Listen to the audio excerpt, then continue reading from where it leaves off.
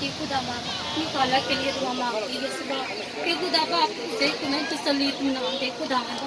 इसी तरह खुदावंदा कई के लिए दुआ करती है खुदावंदा कि अपने बच्चों के लिए खुदावंदा अच्छे से अच्छे खुदावंदा मुश्किलात और परेशानियों से बचाता तो अपनी पनाह में रखता है खुदावंदा।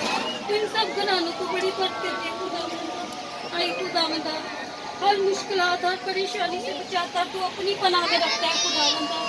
कि चलो जी गलत काम कर, लेकिन तू इतना अच्छा है, हम तुझे बार बार समझाते हैं। तो मेरे साथ तुझे वादा पता क्या किया कि जी ये रोजे गुजर जाएंगे तो उसके बाद आप मुझे चीजों में नहीं देखेंगे। लेकिन खुदा की मर्जी कुछ और होती है, खुदा कुछ और चाहता है। ये फैमिली प्यारी भी काबूरे नजर आती है क्योंकि दुनिया में गुनाह बहुत ज्यादा है। इस फैमिली के बारे में थोड़ा सा बताना चाहता हूँ। ये फैमिली सबसे पहले जब मेरे पास है, हैनिक बेटा जो है